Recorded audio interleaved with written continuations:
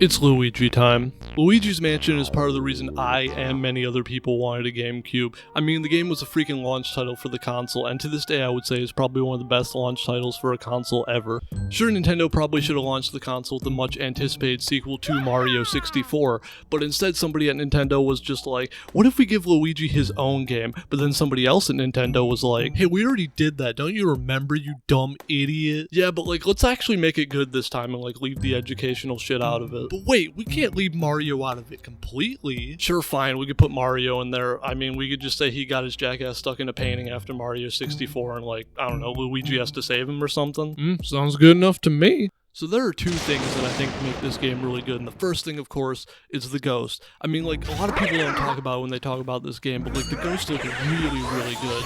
And, like, not just for the time, but they still look really good to this day. And, like, sure, they look cartoony, but, like, they had this transparency to them that, like, video games didn't really have up until this point. And, like, even the boos that have been around since, like, the NES got a visual upgrade. They just look really good. And two, the exploration. Just knowing that you can fully explore this mansion, and knowing that on the other side of every single door you open up, there's going to be something cool and interesting for you to see. And we're not just talking ghosts either, we're talking cash and gems as well. Almost every item in this game had like cash and gems in it, whether you were sucking on it with your vacuum, hitting it with your fist, or giving it some raw passion. You could bet your sweet ass there was some cash or gems inside of it. There are even a couple optional rooms that are just cash rooms, and I think they're really fucking cool because you can beat the entire game and completely miss them. Like the first time I beat the game, I had no idea how to get in this room right here, and I knew that there was some way to get into it, but I could not for the life of me figure it out. So my second playthrough of the game, I made it my absolute mission to figure out how to get into this room right here.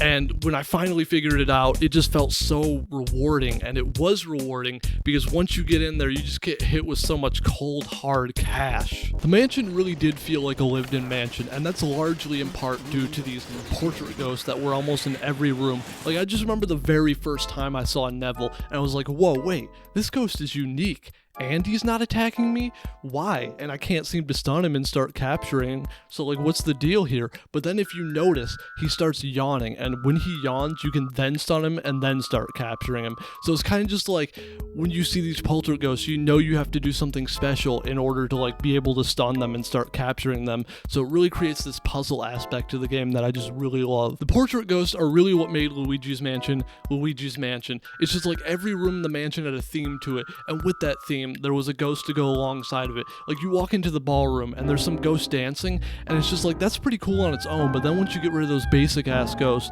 this like couple in full ballroom attire just appears and they just start dancing around the room.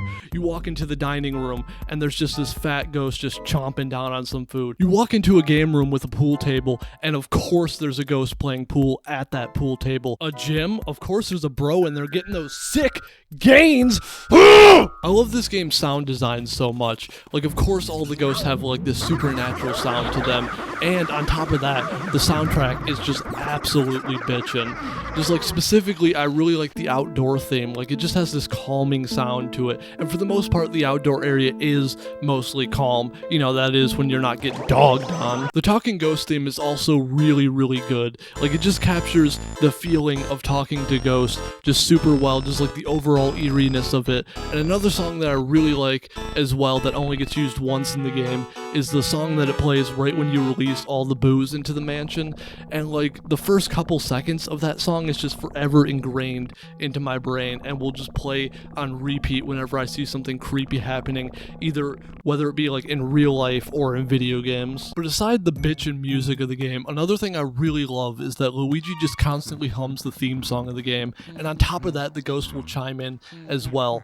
But like, I was always really confused though, because like in the lit rooms he's humming the theme song of the game, but like his lips aren't moving, and I can't tell if that's really not Luigi humming or it's just like a design flaw of the game. But I would like to believe that it's not a design flaw, because I feel like that adds to the overall creepiness of the game. Another cool sound design thing that they added that I always forget about on repeat playthroughs is they added the ability at any point in the game you could just yell out Mario, and like, it really serves no function other than it just being a cool thing that you could do. But it is really cool though, because the lower and lower your health gets, the more desperate Luigi calls out for Mario.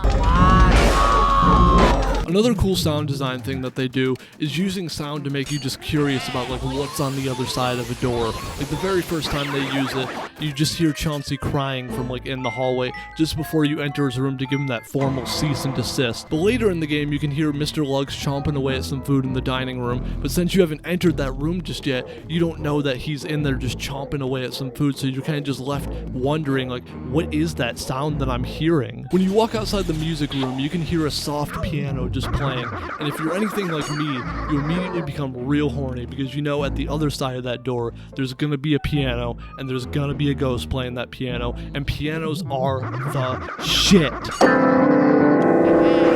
But then you enter the room and it's oddly quiet, so you just start hitting all the instruments and they start playing the Super Mario Bros. Theme, and then all your dreams come true because then this ghost appears and she starts playing the piano alongside the music, and then she starts quizzing you on Super Mario Bros. Music lore from like the past games. Stop it, I will marry you. But then she starts throwing piano sheet music at you. That's it.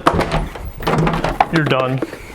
I guess now is probably a good time to talk about taxidermy and ghosts. Melody. The process EGAT has of turning ghosts into paintings is just a really visually cool experience, and I really love watching it happen every time I complete an area in the game, and just seeing all the ghosts that I just caught in painting form. And then on top of that, he has this gallery that you can visit at any point, and it just has all the ghosts that you've captured. The paintings even have different frames based on how well you did capturing that specific ghost. Like for example, if you do 90% of its health in the first suck, you get a gold frame, 50% a silver frame, anything less than that is a bronze, and they just do different poses based on each frame, and it's just like a really small feature they added into the game, but like I think it's really cool because it gives you something to strive for on repeat playthroughs. There are just so many things I love about Luigi's Mansion, to the mansion itself, to the ghost, to even the small little details and mechanics, like the fact that this is the very first Mario game where we can see Shy Guy without his mask, and as it turns out they pretty much just look like Jawas from Star Wars. There's also the secret money ghost, which you can just find throughout the mansion, and on top of that there's the golden mice ghost,